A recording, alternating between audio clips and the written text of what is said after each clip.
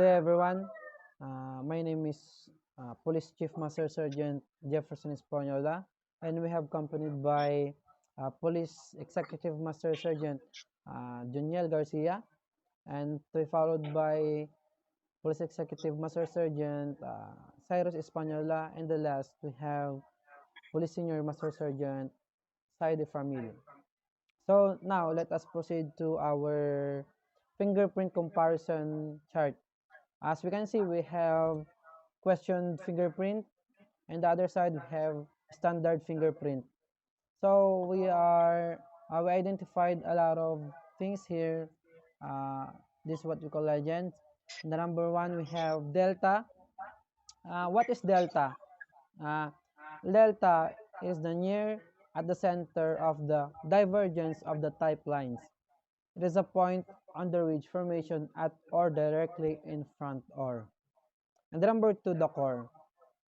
The core, it is a point on a ridge formation located at the center or a heart of a pattern. And the number three, the diverging ridge. What is the diverging ridge? It is the two ridges running side by side and suddenly separating, one ridges going one way and the other ridges another way. And the number four, we have bifurcation. What is bifurcation? The bifurcation, it is a single ridge which splits into two ridges going side by side or parallel to each other. And we have the next, the lake or the lake enclosure.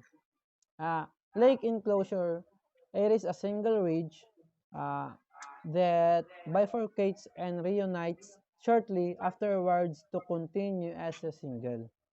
So we have next the bridge.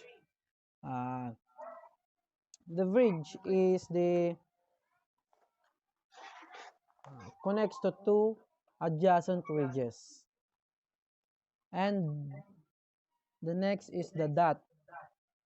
The dot is the uh, redundancy of the cells within the epithelium leads the skin to form an irregular fingerprint or a map-like, I mean. And the last, the creases, and the creases are thin, usually straight, narrow, white lines running transversely or formed side by side across the print, causing the puckering of the ridges. And now let us proceed to the what do you call this? To the 50 questions that uh, the frequently asked questions. Uh, the number one is uh, what do you mean by epidermal ridges? Mr. Sir, may I call Sir Juniel Garcia to answer this question? What do you mean by epidermal ridges or ridge?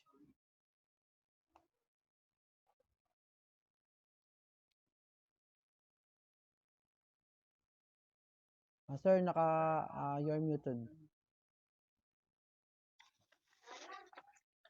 Another feature,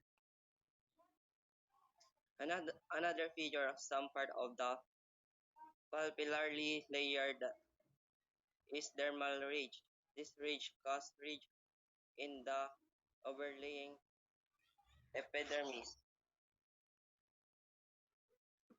And number two question, what fingerprint made up or of ridges? Fingerprint are based on the pattern of skin ridge called the derma dermatoglyphy. What are furrows? Number 3 question. Porous recede areas between friction papillary ridge.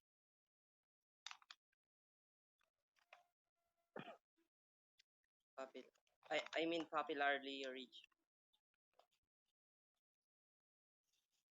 That's all, sir.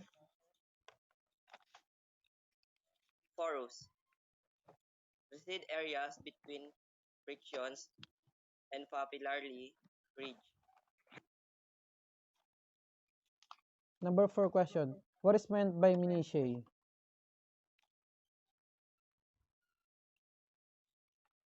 The point where a ridge forks or diverges into branch ridge.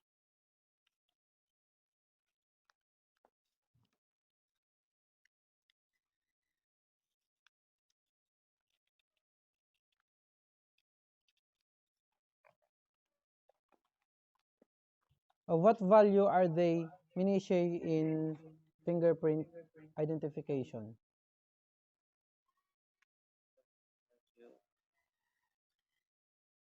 This minute this minutiae point use are used to determine uniqueness of a fingerprint image.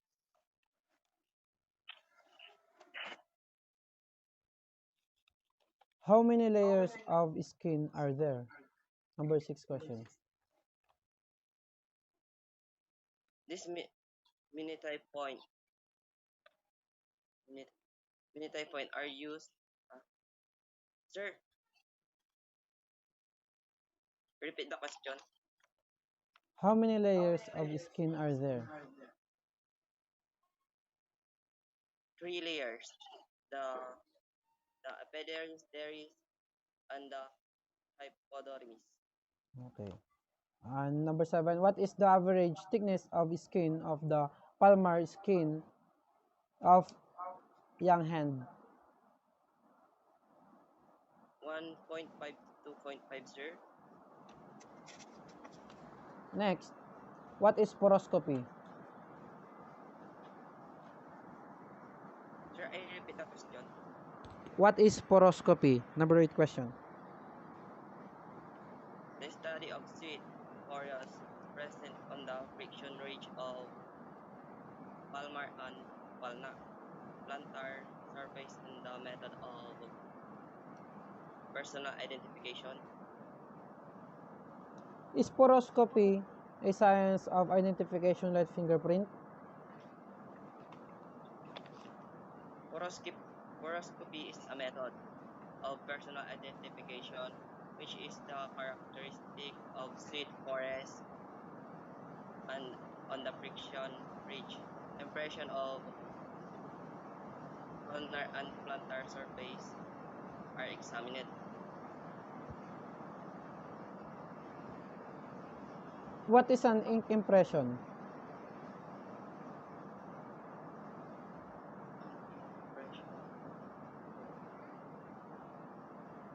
According to the friction ridge detail present on the distal point of the finger and palms.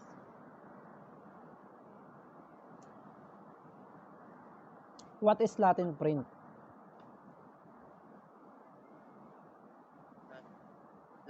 Latin print is impression of the friction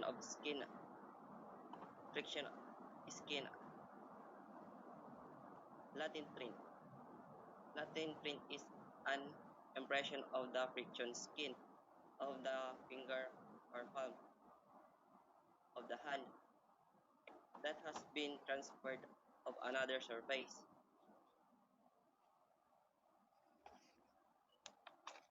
What are fingerprint patterns and pattern areas?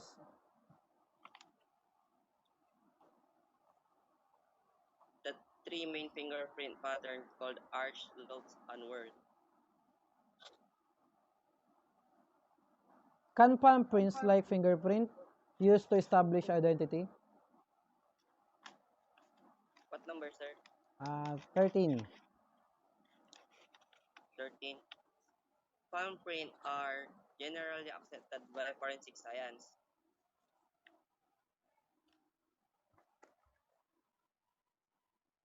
Number 14.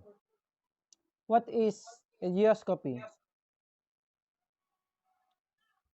Idioscopy is a method of identification through the examination of the details and characteristics found along the edges of individual fingerprint range.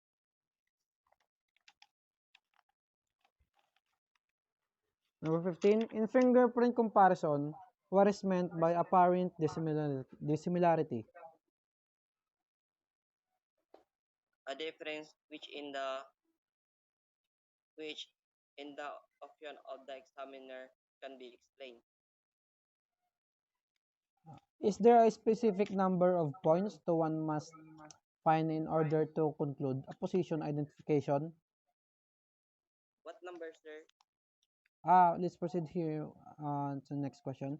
What are the basic 17? What are the basic premises of fingerprint identification?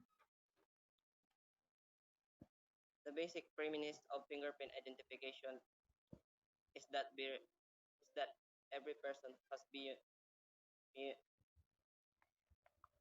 a unique pattern of the rage and furrow on their fingertips, commonly referred to as friction rage skin. Is fingerprint identification an exact science? If yes, then why would two examiners differ in their opinion?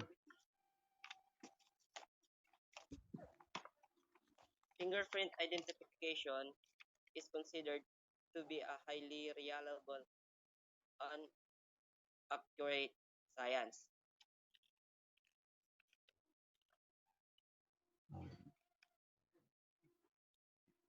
Okay, let's proceed to Police Executive Master Sergeant Española.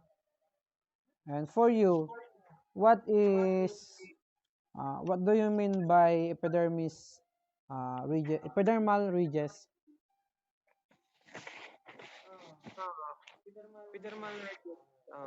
it is providing increased surface area for the epidermis to connect. Okay. Number 2, what are fingerprint made up of ridges? These ridges are also present on the toes, to the palms of the hands, and soles of the feet. Okay, next question. What are forus? Pores are the depression or can be between ridges. What is meant by minutiae? Minutiae refer to certain small features of a fingerprint image. Of what value are the minutiae in fingerprint identification? A good a good quality fingerprint contains 25 to 80 minutiae, depending on sensors or resolution on the finger placement on the sensor. How many layers of skin are there? There are three layers of the skin. We have epidermis or epidermal layer, the upper or the outer layer, and we have dermis or dermal layer, lower or the inner layer of skin, subcutaneous layer, or the innermost layer of the skin. What is the average thickness of skin on the palmar side of young hand? It is the thicker average 1 to 4 mm than the epidermis. What is poroscopy? Poroscopy is the study of human pores or sweat gland. Is poroscopy a science of identification like fingerprints? Yes, Poroscopy is a method of personal identification. What kind what is an ink impression? Uh, ink impression is recording of the friction rate.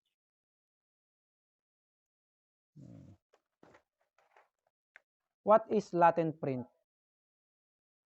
Latent print is absorbed into the material. What are fingerprint pattern and pattern areas? The fingerprint pattern and the pattern area is the arc or the loop word. Can palm prints like fingerprints used to establish identity? Uh, Palm prints are used to enhance the accuracy of identification. What is idioscopy? Idioscopy, the study of characteristics, comparison purposes. In fingerprint comparison, what is meant by apparent dissimilarity?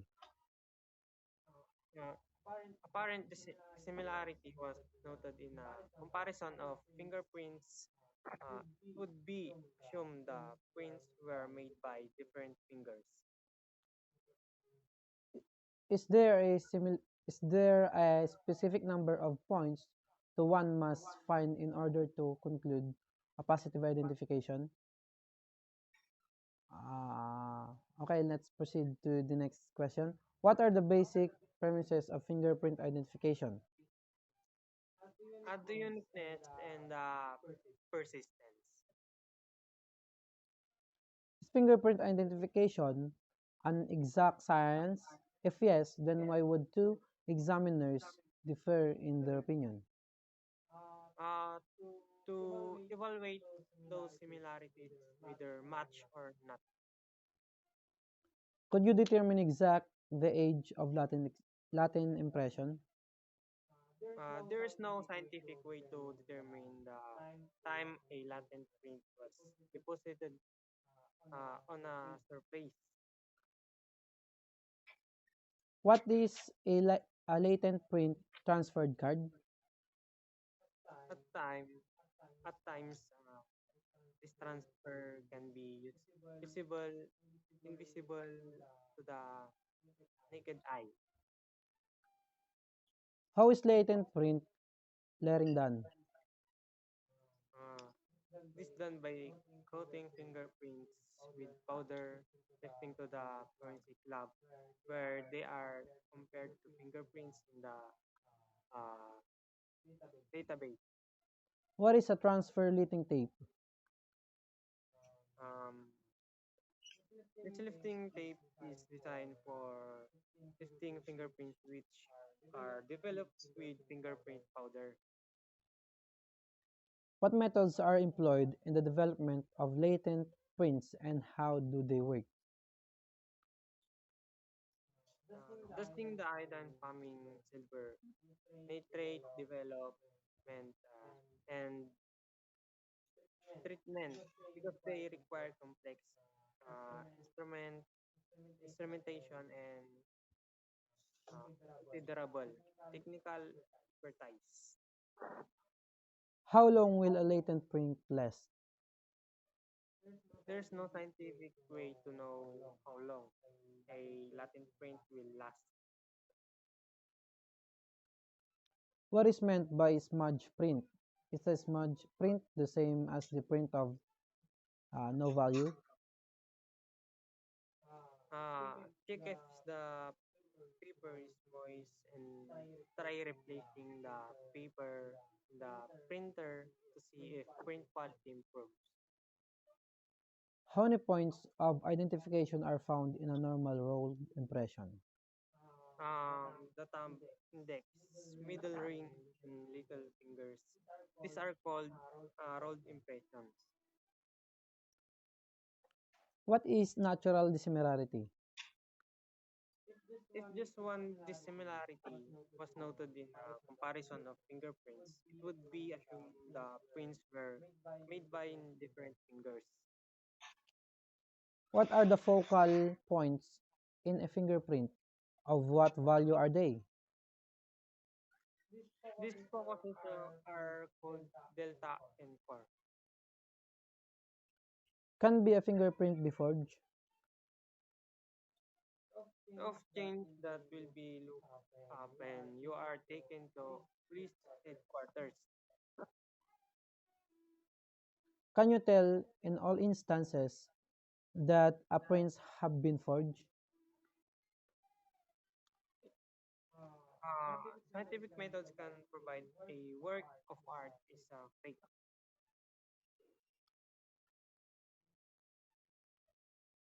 It is possible that the prints you found and developed are forged prints. Sir, what number that? 31, 31. Uh, Fingerprint can force and to admit as much when testifying in the court. What is ninhydrin and how does it work? Enhydrin is the most generally involved compound reagent for the discovery the inactive finger marks. What is the scientific term of ninhydrin? Uh, two, two by two dihydrohydrin and then uh, 1,3 liter. What is iodine fuming method and how does it work? The system includes sublimation of iodine, precious stone to deliver violet, and iodine neutrals which are absorbed into finger mark, build up, bringing about yellowish colored finger marks. And for the last question, what is sebaceous oil? Um, Oily substance that protects your skin from dying out. That's it, sir. Thank you, Police Executive Master Sergeant Española. And now let us proceed to Police Senior Master Sergeant from Side. And for the first question to you, sir, what do you mean by epidermal ridges? These ridges cause ridges in the overlying epidermis. Are fingerprint made up of ridges? Fingerprints are based on the patterns of skin ridges, What are furrows? furrows. This is areas between friction and papillary ridges. What is meant by minutiae? The point where a ridge forks or diverges into branch ridges. Of what value are they minutiae in fingerprint identification? Minutiae points are used to determine the uniqueness of a fingerprint image.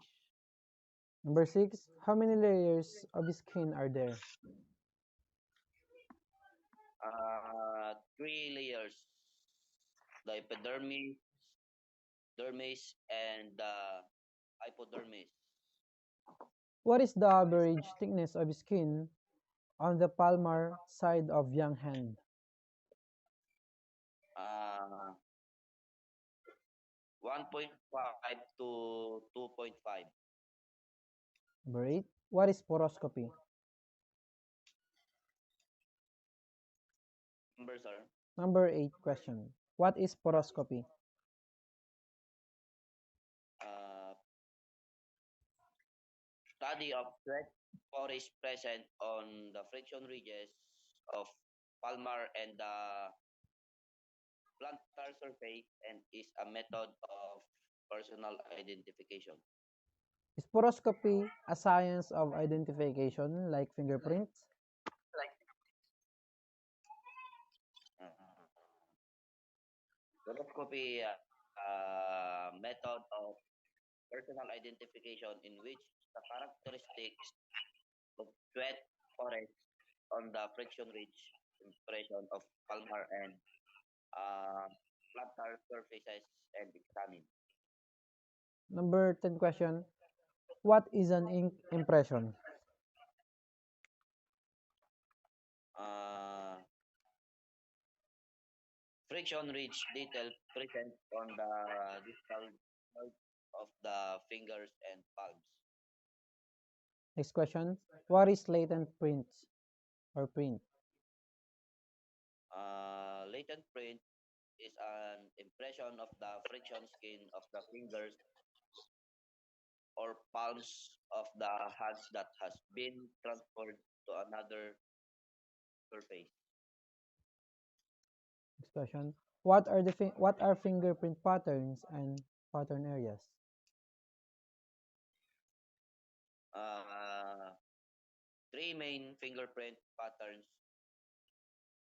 They are called arc, loops, and whirls. Can palm prints, like fingerprint, used to establish identity? Palm prints are generally accepted by the forensic science. What is idioscopy? Endoscopy is a method of identification through the examination of the unique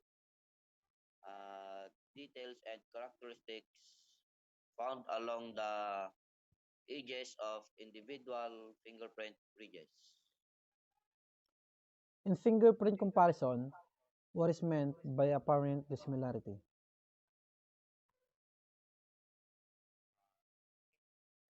Difference a difference in which the opinion of the examiner.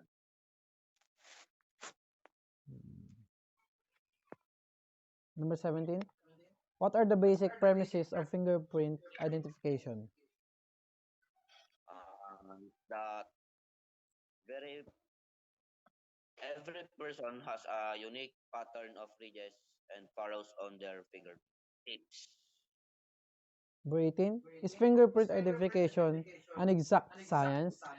If yes, then why would two examiners differ in their opinion? Fingerprint identification is considered to be a highly reliable and accurate science. However, two examiners may differ in their opinion due to subjective factors or differences in their expertise. Could you determine exactly the age of latent impression? It is not possible to determine the exact age of a latent impression. What is a latent print transferred card? A latent point transfer card is a tool used to document and preserve latent fingerprints found at a crime scene. How is latent print letting done? Oh, uh, Latent print lifting is the process of transferring a latent fingerprint from a surface onto a suitable lifting material, such as adhesive tape or lifting film. Number 22. What is transfer leading tape? Uh, it is a specialized adhesive tape used for lifting latent prints. What methods are employed in the development of latent prints and how do they work? Several methods are employed in the development of latent prints. These include powder, powder dusting, chemical methods. How long will a latent print last? The lifespan of latent print can vary depending on various factors such as the surface it is deposited on. How many points of identification are found in a normal rolled impression? What number, sir? 26. 26. Normal rolled impression, there are typically a minimum of 12 to 16 points of identifications that are used for comparison and individualization. What is natural dissimilarity? Natural dissimilarity refers to the inherent variations that exist within the friction-rich skin of an individual. What are the focal points in a fingerprint? Of what value are they? Focal points in a fingerprint are Sorry for the technical problem. So we will going to repeat the question number 28. So the question is, what are the focal points in fingerprint? Of what value are they? focal points in a fingerprint are areas where the range patterns exhibit significant changes or features such as ridge endings, bifurcation, or enclosures. Next question. Can be fingerprint be forged?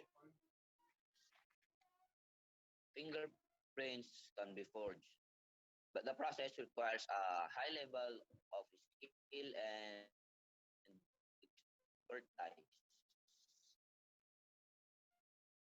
Can you tell me in all instances that a print has been forged? In some instances, it may be possible to determine if a print has been forged by examining the characteristics of the print, comparing it to known exemplars, and detecting inconsistencies or unnatural patterns. It is possible that the prints you found and developed are forged prints. Uh, Forensic examiners use various methods and techniques to determine the authenticity and origin of prints, comparing them to uh, known prints of individuals to establish their identity. What is ninhydrin and how does it work? Uh, nin- Ninhydrin is a chemical compound commonly used in forensic investigations to develop latent fingerprints on porous surfaces such as paper or cardboard. What is the scientific term for ninhydrin? Uh, 2.2 dihydroxydine and 1.3 dione. What is iodine fuming method and how does it work? The iodine foaming method is a technique used to develop finger latent fingerprints on non-porous surfaces such as glass or metal. And for the last question, Sir Ramil, what is sebaceous oil? Sebaceous oil refers to the natural oils secreted by the sebaceous glands located in the skin. Are you done, sir? That's all. So, thank you for your answers, Sir Garcia, Espanola, and Sir Famil. And that would be our report for today. And thank you, everyone. God bless us all.